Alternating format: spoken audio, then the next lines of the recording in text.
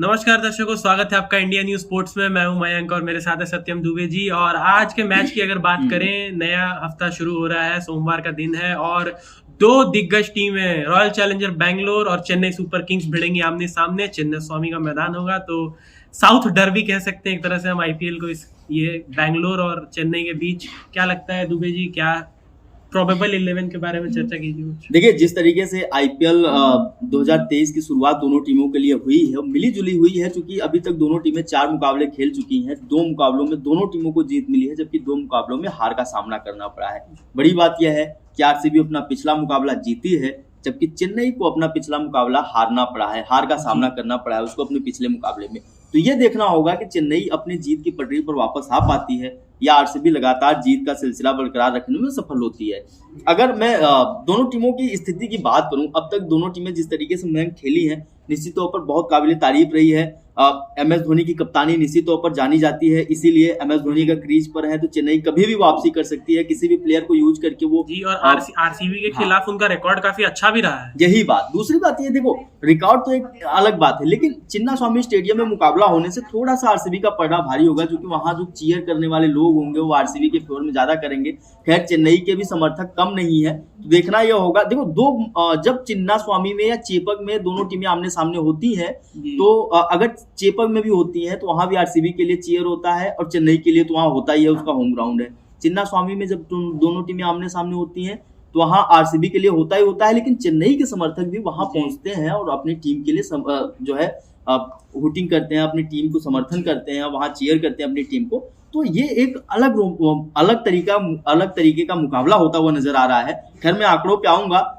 जिस तरीके से मैम कभी ये मुकाबला खेला जाने वाला है, निश्चित तौर पर हमें भी एक अलग तरह की खुशी है। जी बिल्कुल। जिस तरह का मुकाबला होता है हमेशा रॉयल चैलेंजर्स बैंगलोर और चेन्नई सुपर किंग्स के विरुद्ध, ऊपर से चेन्नई स्वामी में मुकाबला है जो कि बिल्कुल एक बैटिंग पैराडाइज माना जाता है। और जिस तरह के फॉर्म में दोनों ही टीमों के बल्लेबाज चल रहे हैं, अगर हम आरसीबी की बात करें तो Virat Kohli, Faf du Plessis, Maxwell ने भी पिछले कुछ मैचों में अच्छे रन बनाए हैं। और अगर हम चेन्नई सुपर किंग्स के बल्लेबाजों की बात करें, गायकवाड़ हो गए चाहे कॉनवॉय हो गए, सभी अच्छे फॉर्म में चल रहे हैं, तो एक हाई स्कोरिंग मैच एक्सपेक्ट कर रहे हैं निश्चित तौर पर। जिस तरीके से आरसीबी के शुरुआती तीनों बल्लेबाज हैं, विराट कोहली, फाफ डुप्लेसिस और गिलेन मैक्सवेल, अगर किसी एक का बल्ला चलता है तो आरसीबी अपने होम ग्राउंड पर बेहतर स्कोर करने में सफल होगी। उम्मीद करते हैं कि 200 पार का भी स्कोर जा सकता है। जबकि सीएसके के लिए ऋतुराज गायकवाड़, डेवन कॉनवे, इसके अलावा अगर देखें हम बात राइडू इंपैक्ट प्लेयर के तौर पर बहुत अच्छी बल्लेबाजी कर रहे हैं, अगर टीम में होते हैं तो और अच्छी बल्लेबाजी करने की कोशिश करेंगे। एमएस धोनी का बल्ला चल रहा है, रविंद्र जडेजा, तो ये दोनों टीमें एकदम संतुलित है और दिग्गज खिलाड़ियों से भरी हुई टीमें हैं। तो निश्चित तौर पर जिस तरीके से ये मुकाबला होता हुआ नजर आ रहा है या जिस तरीके से मुकाबला खेला जाने वाला है, बहुत ही अपने आप में रोमांचक होगा। अब मैं थोड़ा सा आंकड़ों की बात करता हूं। दोनों टीमें आईपीएल के इतिहास में अब तक 30 मुकाबलों में आमने सामने हुई है और इन 30 मुकाबलों में चेन्नई सुपर किंग्स का पलड़ा भारी रहा है। जबकि मैं बात करूं आरसीबी की, तो वहां आरसीबी थोड़ी सी कमजोर नजर आती हुई दिख रही है, क्योंकि 30 मुकाबलों में 19 मुकाबले जीतने में सफल हुई है चेन्नई सुपर किंग्स, जबकि सिर्फ 10 मुकाबलों में जीत मिली है आरसीबी को और 1 मुकाबला बेनतीजा रहा है। तो इस तरीके से इन 30 मुकाबलों का ये आकलन है। अब देखना यह होगा कि जब दोनों टीमें अपने 31वें मुकाबले में आमने सामने होंगी तो किस तरीके से प्रदर्शन करती हुई नजर आएंगी। जी। और जैसा हमने पहले ही कहा है कि दोनों टीमों में जब भी मुकाबला होता है तो काफी हाई स्कोरिंग मैचेस होते हैं। लेकिन टॉस के बारे में अगर हम बात करें कि आज अगर जो भी टीम टॉस जीतती है उसे टॉस जीतकर क्या करना चाहिए दुबे जी? देखिए, चिन्ना स्वामी का मैदान है, निश्चित तौर पर वो टॉस जीत के पहले तो बॉलिंग ही करे, क्योंकि चिन्ना स्वामी में अगर 200 रन बनते हैं तो वहां 200 रन चेस भी होते हैं, तो इसलिए दोनों टीमों की बल्लेबाजी मजबूत है और थोड़ी सी काम करने की जरूरत है दोनों टीमों की गेंदबाजी में। खैर, आरसीबी ने पिछला जो मुकाबला जीता है वो अपने गेंदबाजों की ही बदौलत जीता है। विजय कुमार वैश्य के एक अच्छे रेवल्यूशन हुए आरसीबी के लिए, डेब्यू में अच्छी बॉलिंग की। लेकिन अगर मैं बात करूं चेन्नई सुपर किंग्स की तेज गेंदबाजी की, तो बहुत सारी इंजरी कंसर्न्स हो रहे हैं।